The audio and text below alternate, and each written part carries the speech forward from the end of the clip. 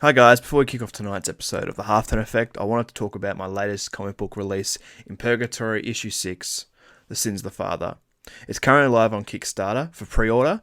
If you are interested, please go and check it out. The link is below in the description of the podcast or on YouTube. And I hope you can follow along and support this latest issue of my comic book series, In Purgatory. Thank you. Welcome to another adventure of the Halftone Effect. Save us!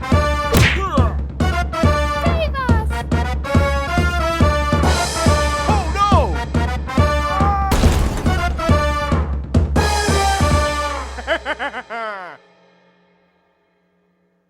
Hi guys, and welcome back to a very special episode of the Halftone Effect. Tonight I am doing a podcast with Camillo, who has been on the show before. It's been a hot minute since he was last on. We were talking back in May, I think it was. But he has been contributing to the latest issue of In Purgatory, which is, as of today, now live on Kickstarter. Please go and check it out. We've put a lot of work into this, and it needs your help to get it published. But Camillo, thank you again for coming on the show. Thanks for having me, man. Absolute pleasure to have you back on. Talking of the Kickstarter, it's off and running. It's been a few months' work for us both, getting it all ready. Still working on it, to be honest. Bits and pieces here and there for me. But tell the listeners about your experience of working on the sequential art side of this comic book. Man, it was pretty good. I haven't really done sequentials for anyone yet. You were the first person that I've done sequentials for. All my previous sequentials just been for myself, you know. So it was a bit of you've given me a guideline to what to draw. Usually I don't listen to anyone, man. I'm just doing my own thing. So that was good, and it was a good challenge, you know, to seeing if I can properly interpret your script. So yeah. Yeah, okay, that's awesome, Cam. The process in it, and I feel honoured to be able to be the first person to ask you to do sequential art. It's not an easy gig to do, sequential art, and I mean I've been doing it for 4 years now, and I'm still learning. It's a learning process, but it's fun Yeah, nonetheless. yeah, it definitely is a learning process, man. I remember my first set of sequentials were ridiculous, man. They were really bad. And the only way you get better is by actually doing them. It's not like something you can, you know, sort of with other parts of drawing, you can like study anatomy and stuff, but with sequential art, you really just gotta do it to get better. Yeah, it is something that you consistently learn. I've talked to a few people over the years about um, the challenges of it, and it's something where you don't stop learning. And I think that it's important to really stipulate that you never stop learning this art form. It's storyboarding when it comes to film and TV. When you look at it that way, it's an art form, and you have to pay a lot of attention. I've learned, especially, you've got to pay more attention to the panels you're drawing because it can be very jarring to the reader. If there's a massive jump from panel to panel, without any, I guess you have to leave a bit of imagination in the in between panels, the gutters as we call them, so that it gives them that ability to imagine what's going on in their mind. How was that for you? Because my script, obviously, I gave you my script, and the process I go through with a lot of the people I have on board for it, it's very much I kind of let them go. I give them a description of what I expect, but I really think that I like to let them go off and do their own thing. How was that for you? Well, I was hoping you were like that because I took a lot of liberties on them. I think I did anyway. Yep. Um, Now your scripts were loose enough to sort of, you know, feel like you're not really constricted when you're drawing them. You know, you didn't really you gave me a basic guide of what needs to happen on the page.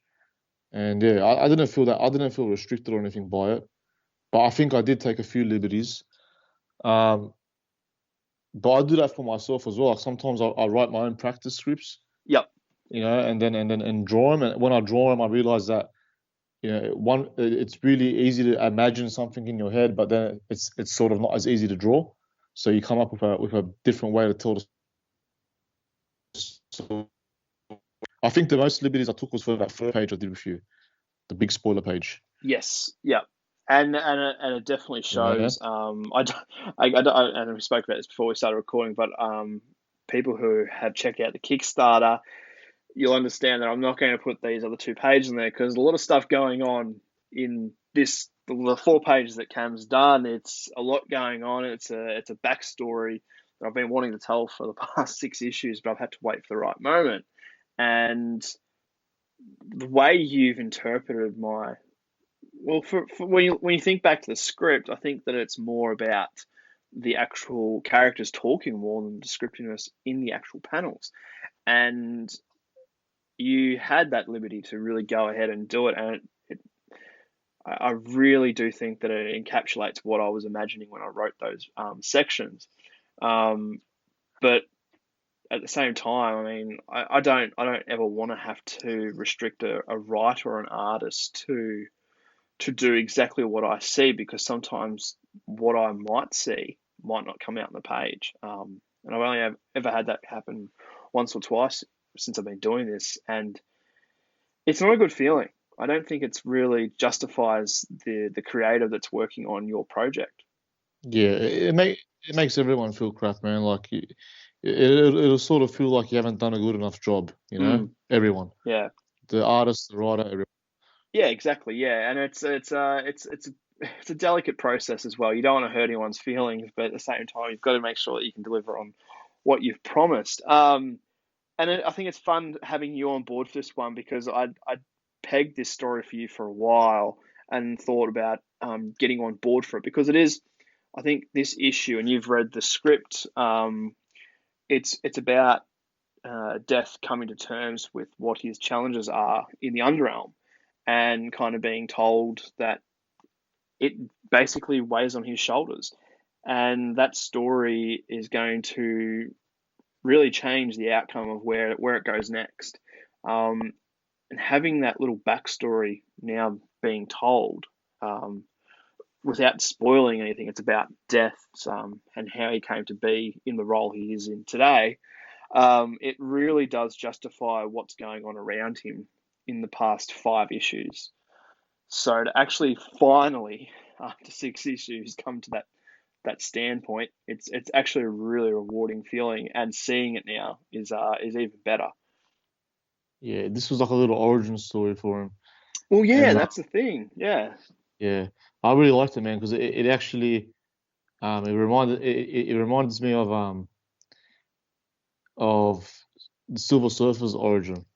That's Yep. when I read it, that's what I was thinking, where he's, well, I'm not going to give too much away, but he's sort of like a herald to someone else, he's got a debt to pay himself, I thought Yeah. that That's perfectly sums it up, man. When I was writing it, I was trying to think of in the world of pop culture, it really is something that happens quite often, and you can pinpoint, like, there's, I guess, the biggest one of all is Darth Vader in Star Wars. He's a yeah, tragic story, and I think all great heroes, or the main protagonist of a story, has a tragic beginning. And it had a sense of romance to it. I didn't want to become too gushy like a midday TV show, but yeah. it has a sense of romance to it.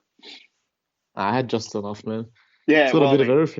It's a bit of romance, bit of action, bit of horror. Had a bit of everything. yes.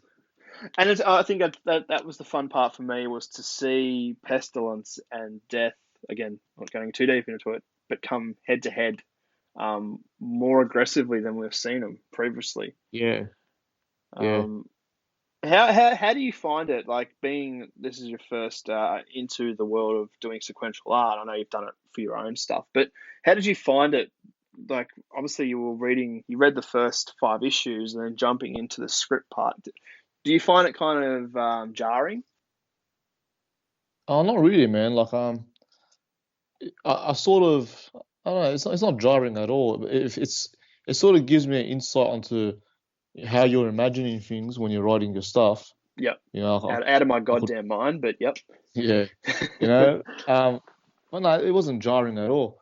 Hmm. Um, you write pretty, like I've read heaps of scripts from, I download scripts and stuff to read, and you know, um, you write detailed enough to just enough detail to get a good idea of what you want, and not Yep. and then not overly, you know, not over the top. You Yes. know, I realized you didn't really give me you know, many camera angles and stuff, Yep. which I was happy about, you know, because then I can choose my own, Mm. you know. But you gave me, you know, like just you gave me sort of dot points of what need to happen, Yep. you Yep. know. And I think that in that sense as well, the speech bubbles and where they're going, the talking between the characters gives the artist the idea of where the characters need to be placed without going over the top. Yeah. And again, it comes back to what we were just saying then with you can give someone too much information, and it can be a disability for them to try and get that across the line and get the reader to imagine what they're trying to portray. So that's great to hear, man, because like I'm always battling my scripts, um, apart from my grammar and spelling because it's atrocious. But lucky I've got a good Oh, editor. trust me, no one's got worse spelling than me. Oh, I don't know. I've done some doozies. That's really interesting to hear that from your perspective. Do you think now going into another project or your own project for that matter, do you have more confidence in that now? Yeah, man, heaps, Yeah. heaps more confidence. You know, um, I actually I prepared a lot for your 4 pages, Yep. especially because it was a specific time period. So I had Yeah. to do a bit of research, you know, Yep. costumes and houses, architecture, and that sort of Mm. stuff.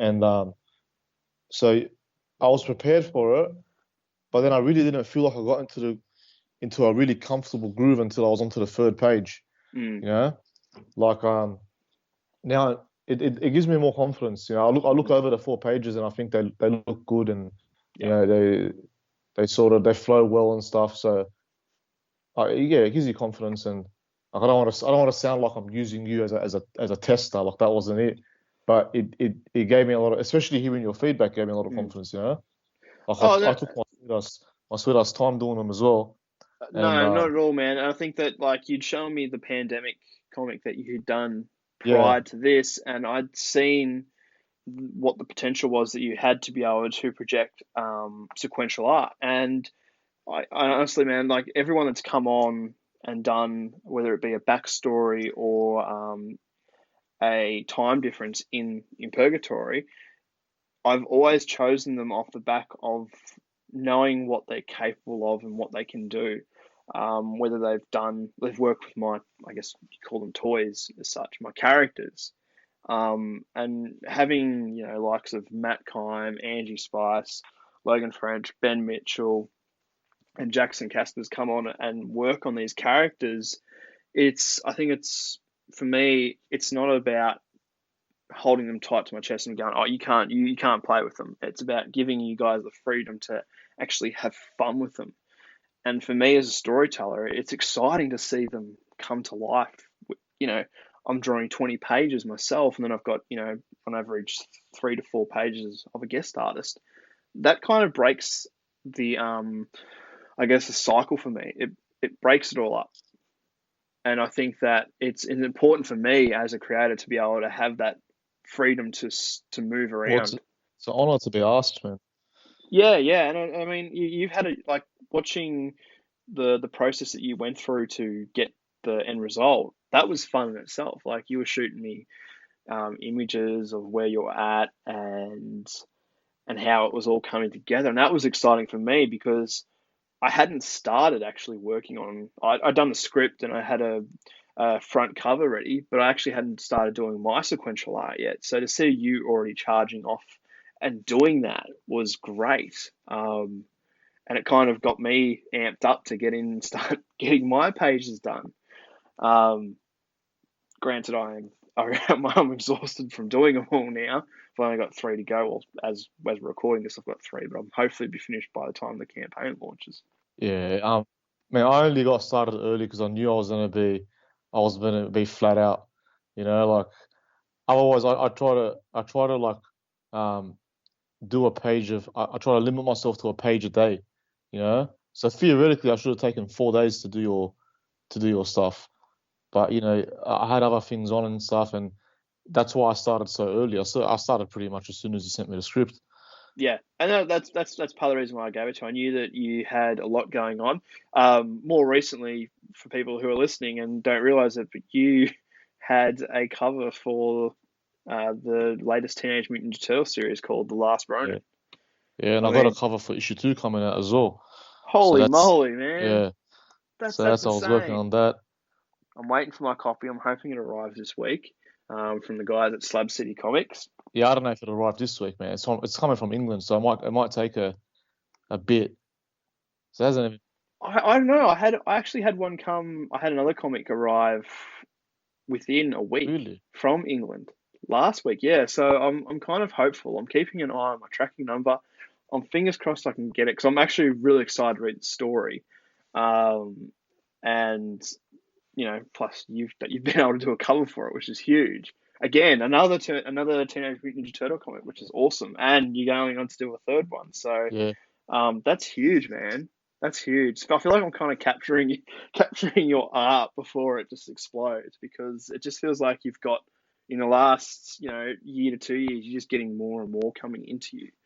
And this is not your first Kickstarter. You've done something recently as well on Kickstarter with what was the comic book? I'm having a mental blank now. Exilium.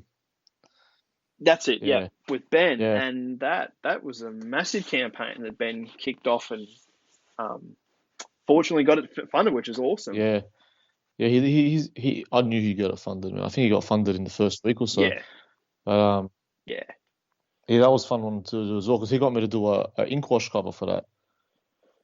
yes, So yeah, that yeah. And I think that's the one I got. I think that's the one I got. I can't remember, but I got it in the mail, and yeah, it's awesome, man. Like you really you've come into your stride and you're kicking goals like yeah. I feel like this year's turtles. been good, man. I feel like I Yeah. don't usually say that myself either, but I feel like this year I've done all right. So And you haven't stopped either. Like honestly, like man, if anyone follows him, go and follow him on Instagram. But you're just smashing it out. I mean, we just finished Inktober, and yeah, I you know reckon this I reckon you get 3 posts up a this day. this this Inktober was special, man, because since last October that we all did together, the Lost Mm. Boys, I've Yep. posted a new Yep. piece every single day. So I've been posting something new on Instagram every single day for the last year exactly. Dead Yeah, set. that's it. And from that, like That's I more than doubled mental. my following, and all this shit's popping off. So Yeah, and I mean that's the thing, man. You've been able to train that algorithm, and we always yeah, talk about it on Halftone Effect about capturing that audience, but you've done that. And I was talking to you outside of this podcast, and you were telling me about all the work you put into getting your fan base up and running, and it's phenomenal to watch your numbers increase from where they were to where they are now. I mean, that's awesome, and it's accrediting to work, man. I mean, it's definitely it means something because people are snapping up your work. I mean, your turtle prints are huge. Like, didn't you've been doing all the characters from the different generations, yeah, haven't and you? it's good, man, because that's just like little achievable shit you can draw every day. If I'm doing Yep. if I break down one character into pencils, inks, and then colors, I can draw that one character in a day, and then I've got 3 posts for the next 3 days. And like only thing that screwed me up a little bit this month was Inktober, and I insisted on doing every single day, and then not letting up, like not um slowing down on my turtle stuff, and then not slowing down on any of the work I've got, and it, it, Yep. it burnt me out hard, man. I was up till 4 a.m. on that 31st of October doing your last page. Yeah. Wow. That's huge, man. Like that's. I told you I'd get it done by the end of the month, and I'm like, I got to do it, man. So I was up till 4 a.m. doing that last page. Wow. Yeah. Yeah, Proof is in the pudding. Again, And people, if you want to go and check out his work on for In Purgatory, go and check out the Kickstarter. The link will be in the description wherever you're listening from, and you'll be able to find the pages, the preview pages for the actual issue. Two of Cam's are up there, and I've got a few more of mine up there. They're not yet lettered. I've got to send them to a letterer very soon once I finish doing my touch up on my pages. But the campaign itself, it's running for 21 days. We've got a medium goal to get to obviously pay Cam and get the comics printed and get all the merchandise that we've got coming on with pin stickers, prints, one by Matt Combs, which I must say a shout out to. Matt's done a phenomenal job at a nice little exclusive print for the release of the Kickstarter. And you can get the back issues if you're new to In Purgatory and you don't realize what it is. You can go and check it out. There's bundles that include all the other content from issue 1 to issue 5, which we released more recently.